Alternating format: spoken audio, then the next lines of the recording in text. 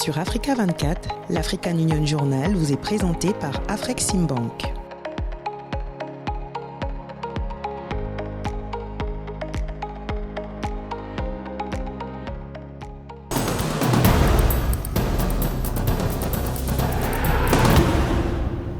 Bienvenue dans l'African Union Journal, votre programme exclusif consacré à l'actualité de l'Union africaine. À la une de cette édition, le Kenya devient le premier État africain à diriger une force de sécurité dans les Amériques. Et puis l'Union africaine compte mobiliser 300 milliards de dollars pour l'autonomisation des femmes sur le continent d'ici 2030. Et enfin, le dossier de ce numéro vous propose un point sur la mise en œuvre de l'agenda 2063 de l'Union africaine.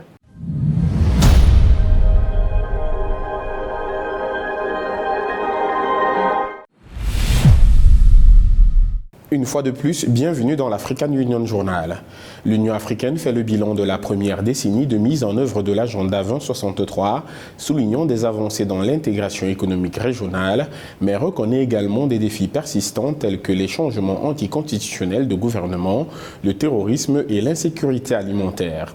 L'objectif de faire taire les armes sur le continent d'ici 2020 n'a pas été atteint, mais des progrès ont été réalisés dans le cadre de la réduction de la fracture numérique et de l'amélioration de l'égalité des genres sur le continent.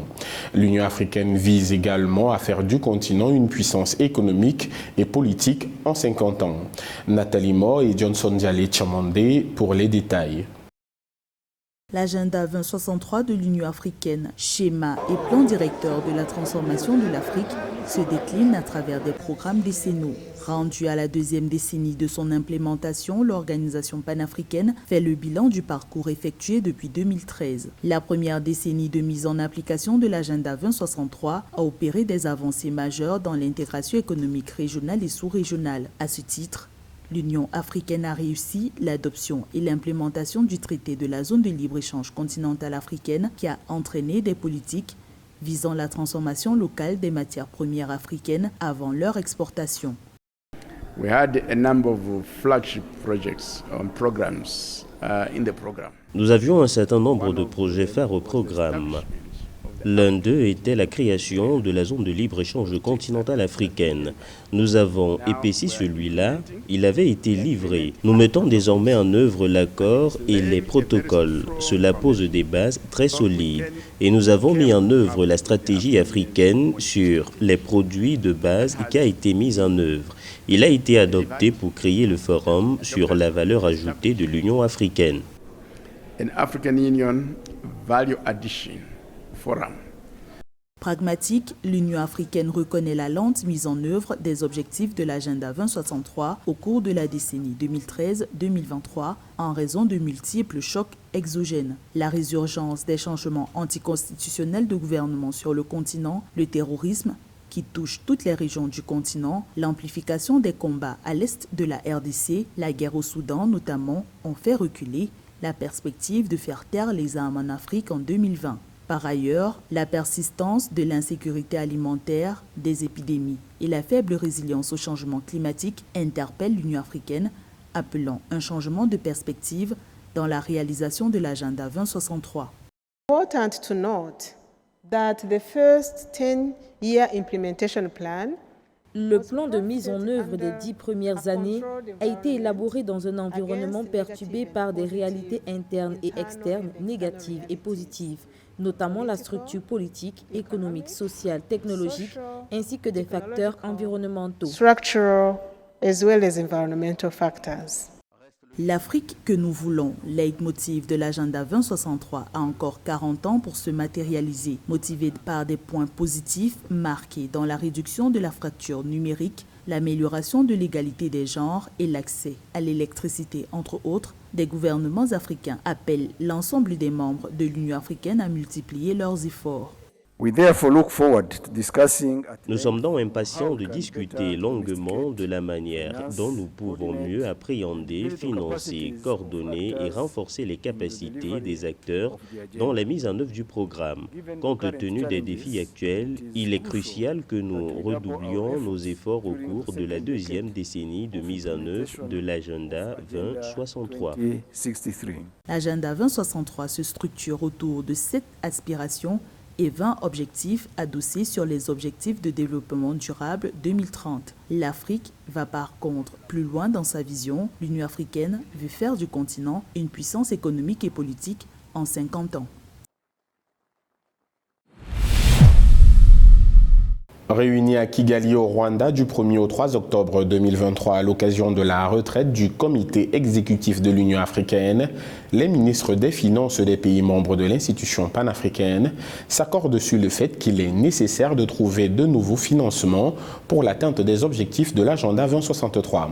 Dans la première décennie de mise en œuvre de cet agenda, les États membres ont consacré le budget aux opérations de maintien de la paix. Aussi, dans le cadre de la seconde décennie de mise en œuvre, les ministres des Finances africains préconisent un financement progressif de 75% pour le budget programme et 25% pour les opérations de soutien à la paix. Joël Ballot et Johnson Djale Chamandé pour les détails. À l'occasion de la retraite ministérielle du comité exécutif de l'institution panafricaine qui s'est tenue du 1er au 3 octobre 2023 à Kigali au Rwanda, les ministres des Finances se sont accordés sur la nécessité d'une mobilisation commune des ressources. Pour accélérer l'atteinte des objectifs de l'agenda 2063, les pays africains ont appelé à participer à un financement intégral du budget opérationnel de l'Union africaine, reparti comme suit: 75% pour le budget programme et 25% pour les opérations de soutien de la paix. Afin de réaliser les progrès que nous souhaitons, nous devons nous assurer que nous disposons des ressources nécessaires pour mettre en œuvre les programmes de notre agenda. La mobilisation et le déploiement efficace des ressources sont essentiels. Entre 2013 et 2023, l'Union africaine a réussi la mise en œuvre de la zone de libre-échange continentale africaine et le lancement du passeport africain afin de faciliter la libre circulation des personnes et des biens. Seulement, malgré les efforts consentis, la mise en œuvre des objectifs de l'agenda 2063 ont été freinés par des flux financiers illicites. La présentation de cette facilité de développement de projets du NEPAD et la décision de créer le Fonds de la facilité de développement de l'Union africaine destiné à mobiliser les ressources financières nécessaires à la mise en œuvre effective du deuxième plan décennal de mise en œuvre sont considérés comme un impératif. La croissance économique de l'Afrique subsaharienne devrait ralentir, passant de 3,6% en 2022 à 3,1% en 2023. Cette chute de 0,5% s'explique selon les acteurs de l'Union africaine par le coût élevé du service de la dette. Pour le second plan décennal de l'agenda 2063, l'institution panafricaine insiste sur la recherche de moyens visant à réduire les niveaux élevés de la dette au vu du budget 2023 de l'institution, estimé à 654,8 millions de dollars. Les défis en matière de ressources que nous avons identifiés couvrent un large spectre, y compris les ressources financières, humaines et naturelles dont l'Afrique a la chance de disposer.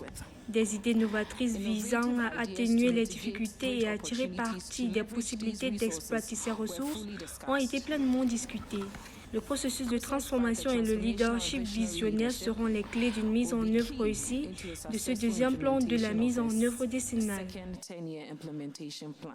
Si durant la première décennie de mise en œuvre de l'agenda 2063, la grande partie du budget de l'Union africaine a été allouée aux questions de paix et de sécurité, pour les ministres des Finances, il est temps d'allouer un pourcentage plus élevé du dit budget aux projets de développement en attente. Dans la continuité des efforts visant à promouvoir l'égalité de sexe et l'autonomisation des femmes sur le continent, l'Union africaine s'engage à débloquer 100 milliards de dollars pour soutenir plus de 10 millions de femmes et de jeunes d'ici 2030. L'institution panafricaine cherche également à renforcer ses investissements dans les domaines clés tels que l'éducation et l'agriculture, considérés comme des piliers en matière d'autonomisation des femmes. Mildred Yamou et Catherine Elundu pour les détails. L'Union africaine poursuit ses efforts visant l'égalité des sexes et l'autonomisation des femmes en Afrique, comme prescrite par l'aspiration 6 de son agenda 2063, à travers l'initiative pour l'inclusion financière et économique des femmes et des jeunes à l'horizon 2030.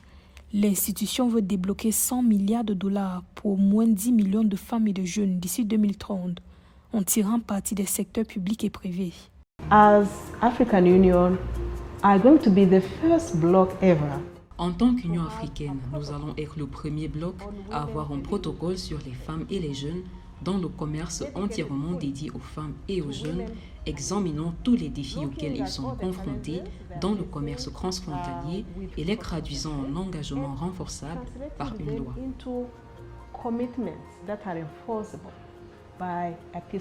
Les perspectives de l'Union africaine montrent que l'éducation reste cruciale pour parvenir à l'autonomisation des femmes et lutter contre les inégalités entre les sexes en Afrique. Le Centre international de l'Union africaine pour l'éducation des filles et des femmes en Afrique, UACFA, est à pied d'œuvre pour combler l'écart en matière d'éducation des filles et des femmes sur le continent, en leur offrant une chance équitable de participer pleinement au programme de développement durable. En Afrique, les filles ne vont toujours pas à l'école. Grossesse et mariage précoce, l'UACFA a un mandat important pour promouvoir l'éducation des filles et des femmes sur le continent et garantir également l'équité entre les sexes dans les politiques nationales d'éducation des différents États membres. Le déficit de financement pour les femmes en Afrique est estimé à 15,6 milliards de dollars rien que pour l'agriculture. L'incapacité des femmes à accéder au financement devrait réduire le produit intérieur brut du continent de 316 milliards de dollars d'ici 2025, selon des experts. Ils estiment qu'il est urgent d'accélérer les progrès vers l'égalité des sexes dans les systèmes alimentaires et l'accès au marché, ce qui pourrait contribuer à inverser les récentes lambées de faim et de pauvreté sur le continent. Si les femmes se consacrent à la production de biens et de services, cela signifie pour elles un marché élargi. Avec la ZLECAf, si elles approvisionnaient uniquement le marché intérieur défini par leurs frontières, elles peuvent désormais augmenter leur production, ce qui crée de plus en plus d'opportunités pour les femmes et les jeunes. Même si ces dernières années, des progrès considérables ont été notés en matière de promotion de l'égalité des sexes, des droits des femmes et de l'autonomisation des femmes en Afrique, avec l'engagement accru des gouvernements, l'Union africaine appelle à multiplier les efforts pour une prospérité partagée. Dans le reste de l'actualité sur le continent, l'Afrique australe devrait recevoir des précipitations normales au cours du dernier trimestre 2023. Et puis la communauté de l'Afrique de l'Est et l'Union européenne s'engagent pour la transformation numérique en Afrique de l'Est. Enfin, en Afrique centrale, la communauté économique des États de l'Afrique centrale, CEMAC, veut lever 8,83 milliards d'euros pour la mise en œuvre de 13 projets intégrateurs ciblés. Le 27e forum régional sur les perspectives climatiques en Afrique australe s'est tenu le 26 septembre 2023 dans la ville de Balaclava en île Maurice sous le thème « L'avenir du climat et de l'eau à travers les générations de la région SADC ». La rencontre a permis aux pays d'Afrique australe d'échanger sur les questions relatives à la réduction des risques de catastrophes, l'agriculture et la sécurité alimentaire, ainsi que les ressources en eau, l'énergie, entre autres. Selon la déclaration finale de cette rencontre, la majeure partie de la région de la SADC devrait recevoir des précipitations normales, voire inférieures à la normale au cours du 4e trimestre 2023, tandis que la période allant de janvier à février 2024, la région devrait recevoir des précipitations normales, voire supérieures à la normale. La Tanzanie a abrité du 5 au 6 octobre 2023 à Arusha la première conférence régionale communauté d'Afrique de l'Est, Union européenne sur la transformation numérique dans cette région de l'Afrique. Durant 48 heures, les participants à cette conférence ont évalué l'état actuel de la transformation numérique dans la région et a exploré les opportunités de cette dernière dans les domaines de la connectivité, la gouvernance, les données, la gouvernance électronique, cybersécurité, le commerce électronique, la réglementation, les télécommunications, de l'information et de la communication, l'innovation numérique et les compétences numériques. Au terme des travaux d'Arusha, la communauté d'Afrique de l'Est et l'Union européenne se sont engagés et ont convenu de favoriser une transformation numérique centrée sur l'humain en Afrique de l'Est afin d'utiliser les technologies et les innovations numériques pour l'intégration régionale.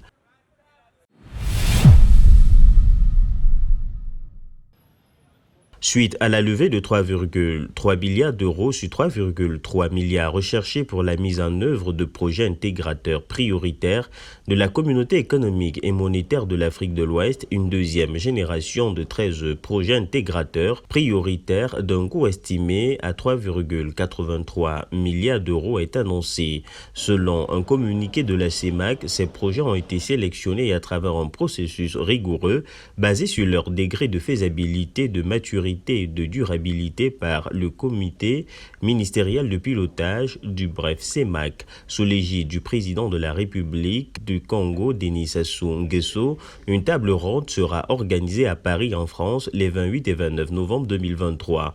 L'objectif, mobiliser des financements pour la mise en œuvre des 13 projets de ce deuxième programme.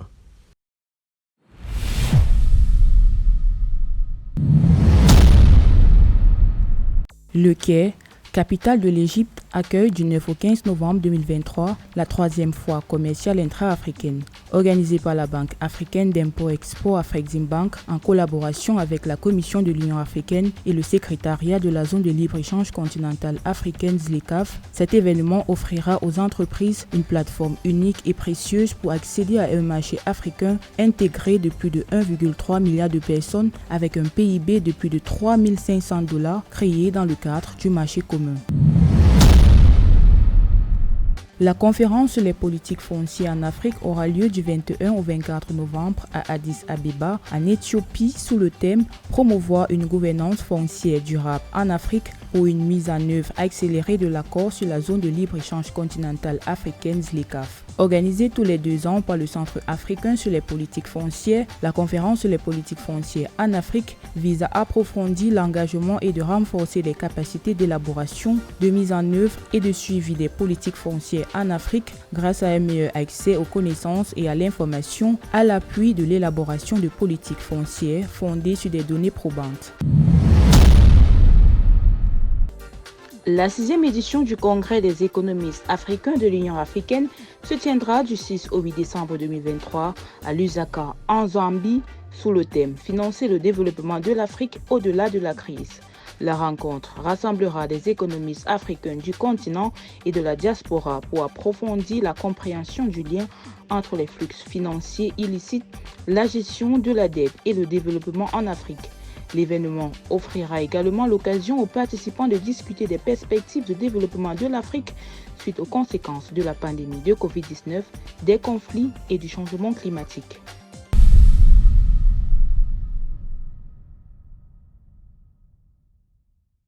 C'est une première pour un État africain. Le Kenya prend officiellement les rênes d'une force de sécurité en Haïti dans les Amériques. La mission approuvée par les Nations Unies le 3 octobre 2023 vise à rétablir l'ordre et la paix dans ce pays en proie à la violence des gangs. Une nouvelle ère de leadership international s'ouvre ainsi pour le Kenya, mais soulève aussi des questions sur l'importance croissante de l'Afrique sur la scène sécuritaire internationale. Explication dans cet élément signé Aïcha Moyouzam et Richard Ambassa. Un an après l'appel du Premier ministre haïtien Ariel Henry, le Conseil de sécurité des Nations Unies a approuvé le 3 octobre 2023 le déploiement d'une force multinationale en Haïti menée par le Kenya. Cette intervention est la première du genre dans les Amériques pour un pays africain.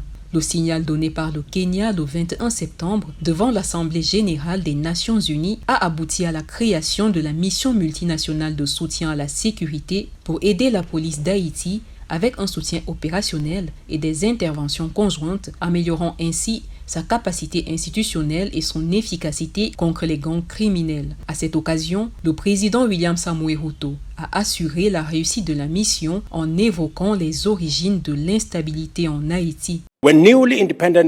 Alors que les nouveaux États indépendants investissaient dans l'avenir en construisant des infrastructures, en mettant en place des systèmes d'autogouvernance et en développant leur capacité à s'épanouir dans la liberté, les Haïtiens étaient contraints d'investir dans un passé cruel en étant obligés de payer pour avoir refusé d'être des esclaves. En raison de cette injustice perpétrée par les colonialistes avec la connivence silencieuse des institutions internationales, international, Haïti a perdu des décennies d'opportunités de développement et est devenu vulnérable aux calamités.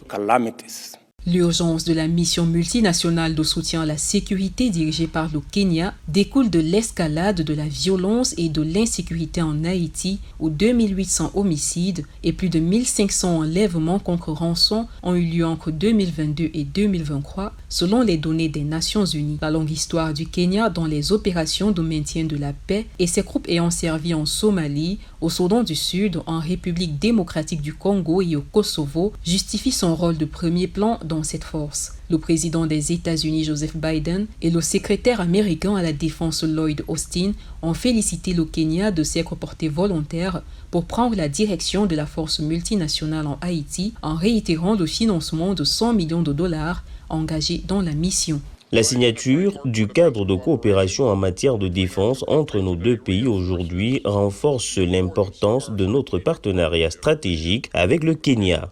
Si l'article 29.1 de l'acte constitutif de l'Union africaine stipule clairement que seuls les États africains peuvent rejoindre l'instance, l'Union africaine valorise une coopération solide avec les États de la région des Caraïbes et les citoyens d'ascendance africaine du monde entier, reconnaissant leur implication à travers la direction des organisations de citoyens et de la diaspora. Selon le président William Ruto, c'est aussi un signe de l'engagement de l'Union africaine à faire de la diaspora la 6e région d'Afrique.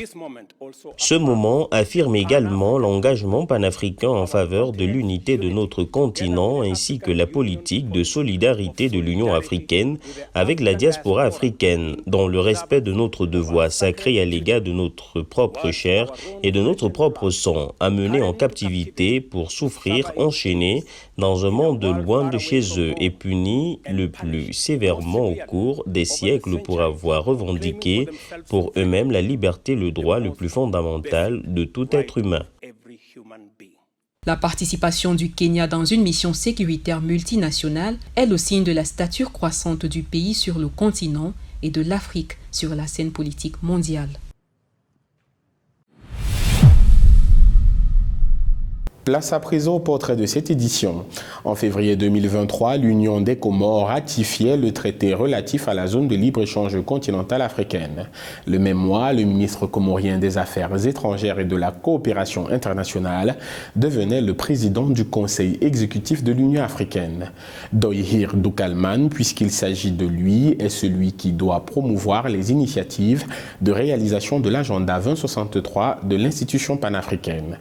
Grace Ngombey dresse le portrait de ce diplomate engagé pour l'atteinte des objectifs de l'agenda 2063 afin de bâtir l'Afrique que nous voulons.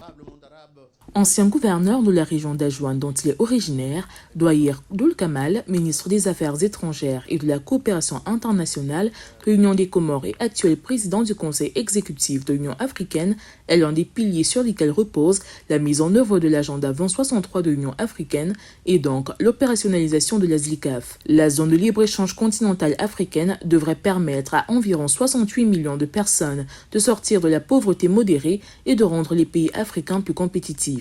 Un contexte international qui nous invite plus que jamais à nous appuyer davantage sur nos propres forces et nos propres ressources pour mieux faire face aux défis de notre continent. Dans un contexte économique mondial tendu, la zone de libre-échange continentale promet de transformer le commerce intra-africain. Les prévisions de la Conférence des Nations Unies sur le commerce et le développement CNUSED indiquent que la ZLECAf pourrait stimuler le commerce intra-africain d'environ 33% et réduire le déficit commercial du continent de 51% à condition que les réglementations douanières s'assouplissent. Dans cette optique, l'accélération de la mise en œuvre de la ZLECAf, qui a enregistré ces derniers mois de notables avancées, nous conforte dans notre vision commune d'une zone économique continentale intégrée et prospère pour répondre aux attentes de nos pays et de nos populations. Parti d'un constat sur la faiblesse des relations commerciales entre pays africains estimé à 16% seulement, contre environ 70% avec l'Europe et l'Asie, la création d'une zone de libre-échange continentale africaine a germé et fait sa route au sein de l'Union africaine. Elle a pour objectif d'ouvrir l'Afrique sur elle-même, un marché qui compte environ 1,2 milliard d'habitants et qui, selon les estimations, va atteindre 2,5 milliards en 2050. Nous ne le répéterons jamais assez. L'agenda 2063 reste le schéma directeur par excellence de l'Afrique, notre boussole programmatique pour atteindre nos objectifs de développement. Et in fine, transformer notre continent en une puissance économique. Convaincu que l'Afrique ne se transformera que par ses propres moyens, le diplomate comorien qui a également occupé le poste de commissaire aux finances de son pays voit en la ZLECAf le moyen d'élargir le réseau d'exportation pour des produits comme l'huile essentielle d'ylang-ylang, dont les Comores sont le premier producteur mondial. Il espère davantage que la concrétisation de ce projet de marché commun rendra les pays africains plus compétitifs sur l'échiquier international.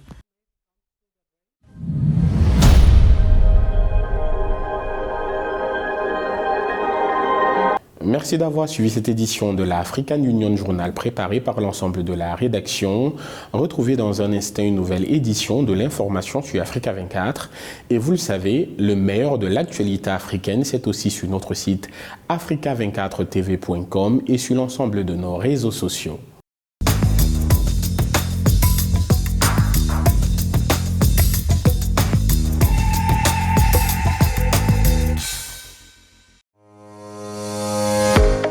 Sur Africa 24, l'African Union Journal vous est présenté par Afreximbank.